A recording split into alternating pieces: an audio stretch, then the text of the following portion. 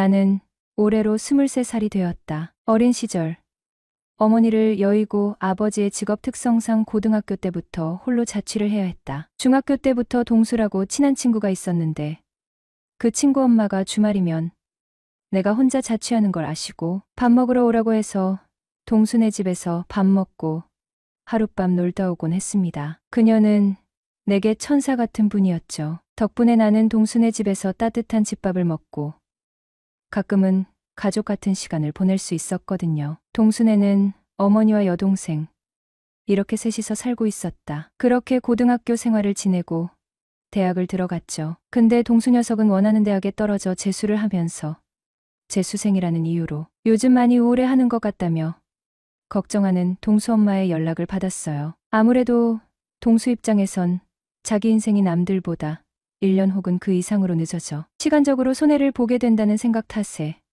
위축되어 있었던 것 같아요. 이후 저는 대학 생활하면서도 평일이건 주말이건 자주 동수 집에 갔어요. 물론 동수 엄마의 집밥이 그립기도 했거든요. 고등학교 1학년 때 동수 엄마를 처음 본 날이었어요. 내가 정태구나. 어서 와. 안녕하세요. 김정태입니다. 내가 고개를 숙이고 인사를 하자 그녀는 따뜻하게 웃으며 말했다. 그래 반갑다. 정태야. 그녀는 당시 40살로 사별 후 혼자 생활하며 작은 사업을 하고 계셨어요. 첫인상은 굉장히 세련되고 젊어 보였죠. 거짓말 조금 보태 친구 엄마가 맞나 싶을 정도였거든요. 나이보다 훨씬 어려 보이는 외모와 운동을 열심히 하시는지 몸매도 엄청 매끈했어요. 동수 엄마는 내가 갈 때마다 식사나 간식도 챙겨주시고 참 살갑게 대해주셨어요. 처음에는 단순히 감사한 마음뿐이었지만 시간이 지날수록 뭔가 아줌마한테 묘한 감정을 느끼기 시작했죠. 모성애였던 것 같아요. 제가 이제껏 한 번도 느껴보지 못한 관심과 애정에 정신을 못 차렸던 거죠.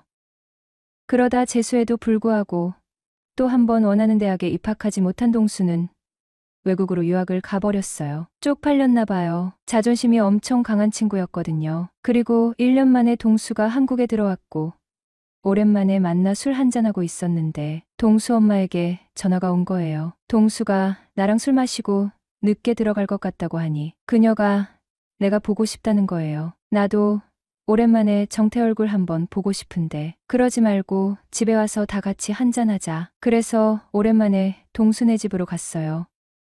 어머, 정태 진짜로 오랜만이다. 그녀는 동수 없다고 자길 보러 한 번도 찾아오지 않았다며 서운하다 말씀하셨죠. 난 너 정말 보고 싶고 궁금했는데 넌 아줌마가 하나도 안 보고 싶었니? 아뇨, 많이 보고 싶었죠. 정말이야? 진짜 맞아?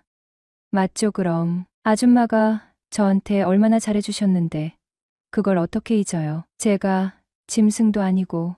헌데 왜 연락 한 번이 없었어?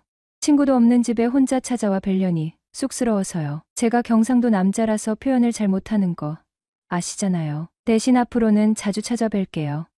그래, 번호는 그대로지? 네, 그대로예요. 너가 연락 안 하면 내가 먼저 연락한다. 그래도 되지? 그럼요, 얼마든지요.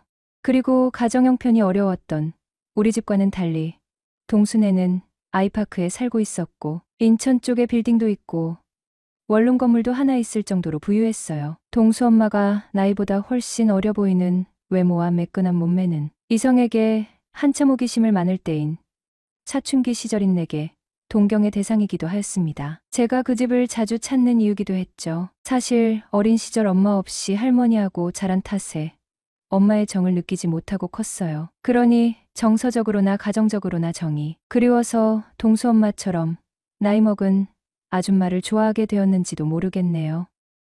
그러던 어느 날 전화가 왔다. 동수 엄마였다. 정태야, 혹시 오늘이나 내일 시간 괜찮니?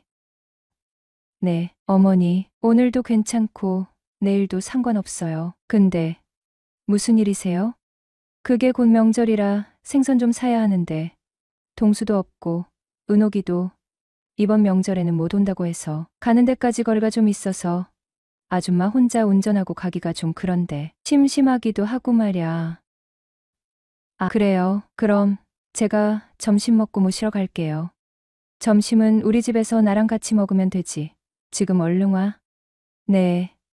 그럼 12시까지 갈게요. 점심에 맞춰 도착하니 그녀가 점심을 준비하고 계셨는데 반찬이 많지는 않아도 정갈하고 맛이 있어 보였다. 제육볶음과 밑반찬들로 한 끼를 같이 먹었는데 그렇게 그 집을 드나들면서도 그녀와 단둘이 식사를 하는 건 처음이었다. 그래서 기분이 참 묘했다. 식사 중에 내가 아줌마도 혼자 식사하실 때가 많으시겠네요? 했더니 옅은 미소를 지으시며 친구들 만나 먹기도 하는데 그것도 하루 이틀이지. 요즘 같아선 예전처럼 너희들이랑 한 식탁에서 밥 먹어보는 게 내 소원이야. 소원치곤 소박하시네요. 가끔 정태라도 와주면 좋을 텐데 오늘처럼 한 식탁에서 밥 먹으면 기분도 좋아지고 말야. 저랑 밥 먹는 게 기분 좋아질 일인가요? 그럼 좋고 말고 아줌마는 너무 즐겁고 좋지? 요즘 많이 외로우신가 봐요? 외롭지. 혼자 지낸 지가 벌써 1년이 넘었는데 안 외롭다면 그게 거짓말이지. 그럼 차라리 연애를 한번 해보시는 건 어떠세요? 뭐 연애는 혼자 하니? 남자가 있어야 연애를 하지. 제가 팔팔한 젊은 놈으로다가 하나 소개시켜 드려요? 호호. 그래 정태가 책임지고 어디 한번 구해줘봐. 우리는 점심 식사를 마치고 약 1시간 정도를 달려 바닷가에 있는 수산물 시장에 도착했다. 평일인데도 사람들이 많고 요즘에 비할 수 없이 호객 행위가 많았다. 그리고 자연스럽게 팔짱을 꼈습니다. 순간 나랑 눈이 마주치자. 괜찮지? 오늘 너랑 데이트하는 기분 한번 내보려고. 그럼요. 좋아요. 데이트 제대로 해보자고요. 오늘 하루만큼은 서로 애인해주기로 해요. 그럴까? 호호 그녀는 어린 소녀가 된 마냥 해맑게 웃었다. 우리는 말린 조기와 명태, 아구, 갈치, 멸치, 박대인가 하는 생선에 잘 기억도 안 나는데 내 양손에 가득 담을 정도로 샀다. 가게 직원들과 먹기도 하고 명절 때 선물로 싸줘야 하신다며 손 크게 사셨다. 보기와는 다른 마음 씀씀이었다. 한참 시장을 보고 물건을 차에 싣고 다시 차에 올랐다. 어머니는 바다 냄새가 오랜만이네. 옛날 생각도 나고 그렇네 하시길래 내가 그럼 바닷가로 한번 돌다 가실래요? 하며 물었다. 어머니는 정태만 시간 괜찮으면 그럴까? 하시길래 오늘 아줌마랑 첫 데이트인데 이대로 가긴 싫네요. 함께 바다라도 실컷 보고 싶어요. 그래. 그럼 천천히 한 바퀴 돌고 돌아가자. 난 해안가 쪽으로 핸들을 돌렸다. 수산물 시장이 있는 지역이 아닌 인접 지역으로 방향을 잡고 가는데 다다가 나오려면 한참을 가야 했다. 운전하면서 친구 이야기나 학교 이야기, 이성에 대한 대화를 했다. 아줌마, 지금 기분은 좀 어떠세요? 이런저런 생각이 많이 드네. 마음은 아직 소녀 같은데 세월이 벌써 이렇게 됐구나 싶어. 그래서 아쉬움도 들고 세월은 유수 같다더니 동수 나온 지가 엊그제 같았는데 너희들이 벌써 이렇게 컸구나. 나도 이제 좋은 시절 다 갔지 뭐. 무슨 그런 말을 하세요. 아직 한창이신데요. 나 몇 살인지 알아? 글쎄요. 보기에는 30대 중반쯤? 호호 다 알면서 장난하지 마. 나 40하고도 훨씬 넘었어. 요즘 시대엔 40대면 한창이지요. 그나저나 오늘 같은 날은 우울한 얘기는 그만하고 즐겁게 데이트하셔야죠. 그래, 그러자. 그녀는 나를 한번 빤히 쳐다보시더니 정태가 옆에 있으니 너무 든든하고 좋은 것 같아. 그쵸. 저 같은 남자친구가 있으시면 좋으시겠죠? 그럼 말해 뭐해. 좋고 말고지. 저는 알면 알수록 더 괜찮은 남잔데 앞으로 어쩌시려고 벌써부터 빠져들면 곤란해질 텐데요. 대체 어떤 매력이 더 있길래 이리도 자신만만한 거야. 남자라면 지치지 않는 체력 아니겠습니까? 뭐야, 아줌마 앞에서 못하는 소리가 없어. 그녀는 내 짓궂은 농담에 다소 황당해하면서도 말을 이어갔다. 나도 더 늙기 전에 그런 화끈한 연애를 한 번쯤은 해보고는 싶네. 우리 조용한 카페에서 차라도 한잔할까? 그럴까요, 옥순 씨. 뭐야, 정태. 내 이름은 어떻게 알았어? 왜 이상해요? 제가 갑자기 아줌마 이름 부르니깐. 아니, 내가 갑자기 내 이름을 부르니까 꼭 애인이 불러주는 것 같았거든. 아줌마를 좋아해서 알아뒀어요. 근데 아줌마, 진짜로 애인 없으세요? 얘는 아줌마가 애인이 어딨니? 그럼 오늘처럼 종종 저랑 데이트해요. 저도 아줌마랑 놀고 싶어요. 정말이니? 네, 아줌마.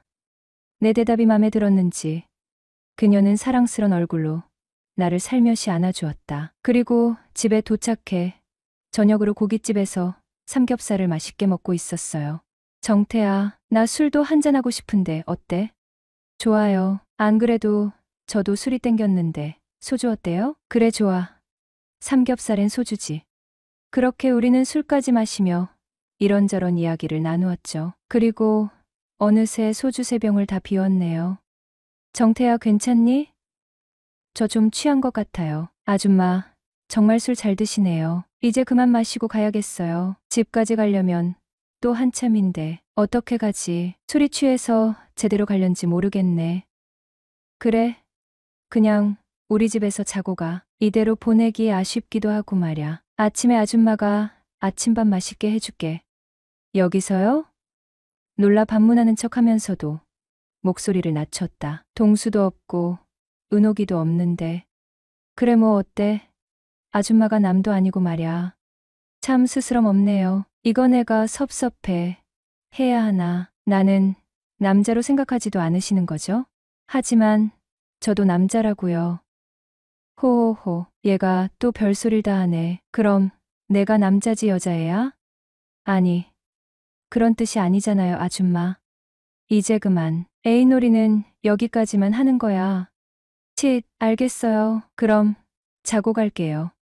씻고 누웠는데 노크 소리가 들려왔다. 정태 벌써 자니? 그녀가 내 방으로 찾아왔고 결국 이성의 끈을 놓아버린 건 다름 아닌 아줌마였다. 그렇게 지내는 동안 친구 집에 자주 갔어요. 주로 수업 끝마치고 저녁 얻어먹으러요. 물론 아줌마 때문이었죠. 그녀도 혼자 지내시니 밥맛도 없다고 하셔서 별 약속 없는 날에는 항상 같이 저녁을 먹었습니다. 그렇게 한두 달 지내다 보니 어느새 당연한 것처럼 발길이 가더라고요. 친구 엄마가 술을 좋아하셨는데 거의 저녁 먹을 때마다 한 잔씩 먹은 것 같습니다. 근데 항상 술이 문제지요. 그렇게 한두 잔 하다 보면 이건 아닌데 하면서 자연스레 거사를 치르고 말았죠. 남자는 다 똑같잖아요. 웬만해선 참기 힘든 거. 그 집에서 몇 번 자다 보니 자는 것도 익숙해졌습니다. 뭐든 처음이 어려운 법이지요. 하지만 다음날 눈을 뜨는 순간 한편으로는 후회도 되고 겁도 나고 혼란스럽더군요. 하지만 아무렇지 않게 대하시길래 저도 모른 척 했죠. 그렇게 수개월을 아무렇지 않게 만나왔던 것 같아요. 하루는 수업을 하고 있는데 친구 엄마한테서 장문의 문자가 왔습니다. 여기서 멈춰야 할 것 같다. 서로가 좋은 감정을 가지고 있을 때 멈춰야지.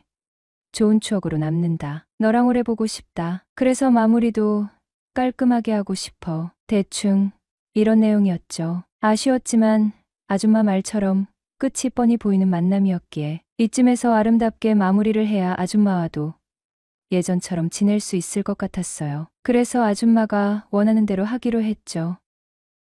그렇게 시간이 흘러 10년이 지나 제 나이가 벌써 33살이 되었지요. 사실 동수에겐 젊은 엄마뿐 아니라 3살 어린 은옥이란 여동생도 하나 있었습니다. 결혼한 지 3년 만에 이혼을 하고 집에 내려와 지내고 있었지요. 어릴 땐 몰랐는데 그날 보니 많이 성숙해졌구나. 점점 엄마를 닮아가는구나. 은옥이가 너무 괜찮다는 생각이 들었어요. 정말이지 그녀 얼굴에서 점점 옥순이 보였거든요. 이후 또 한 번 보게 되었고 그 후로 동수를 핑계 삼아 그 집에 놀러 갔지만 볼 때마다 점점 더 끌리는 것입니다. 그러다가 나중에 친구 몰래 서로 사귀게 되었습니다. 물론 아줌마한테는 미리 허락을 받았죠. 응원까지는 아니지만 은옥이가 이혼한 지도 얼마 되지 않았으니 나 때문에 더 이상 상처받게는 하지 말라 당부를 하시더군요. 알고 보니 은옥이도 나에게 진작부터 호감을 가지고 있었더라고요. 그래서 우린 서로 좋아하는 감정만 생각하고 사귀게 되었습니다. 근데 동수한테도 먼저 말하고 순조롭게 밟고 나갔어야 했는데 친구한테 어떻게 말을 해야 할지 걱정이 돼서 나중에 얘기하자라고 했어요. 그런 게 있잖아요. 친한 친구끼리 자기 여동생 소개 잘 안 시켜주잖아요. 왜냐면 같이 놀았기 때문에 서로의 과거에 대해 너무 잘 아니깐요. 근데 어떻게 하다 보니 우리가 같이 있는 모습을 들키고 말았죠. 현장을 딱 걸린 겁니다. 그래서 사실대로 사귀고 있다고 말을 했어요. 근데 동수가 절대 안 된다는 겁니다. 그 이유가 만일 은옥이랑 사귀다 헤어지면 은옥이나 나나 친구나 관계가 정말 애매하게 된다는 거예요. 친구 말도 맞긴 했어요. 혹시 결혼 이야기가 나와도 은옥이는 애까지 딸린 이혼녀였으니 저희 부모님이 쉽게 결혼 수락을 해줄 리가 없다는 얘기였죠. 그럼 또 서로가 상처받을 거고 자기 입장도 곤란해진다는 거였어요. 그때 아줌마가 도와주셨어요. 서로 좋아서 만나는데 너가 중간에서 왜 그러냐고요. 사람 일은 아무도 모르는 거고 설령 사귀다 헤어져도 좋게 마무리하면 그만이지. 요즘 시대가 어떤 시대인데 오빠가 동생 연애사에 관여하냐며 야단을 치셨고 그렇게 우린 아줌마의 도움으로 계속 연애를 이어갈 수 있었죠.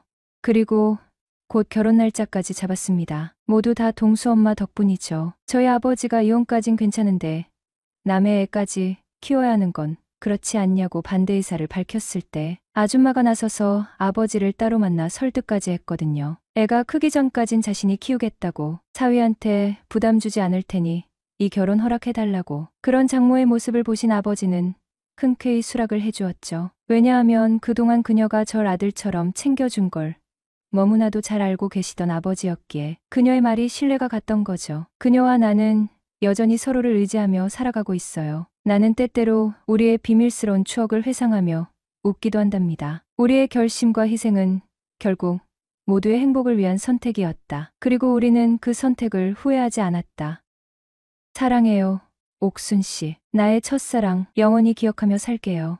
사랑은 때로 가장 큰 희생을 요구하지만 그 희생이 우리를 더욱 빛나게 한다.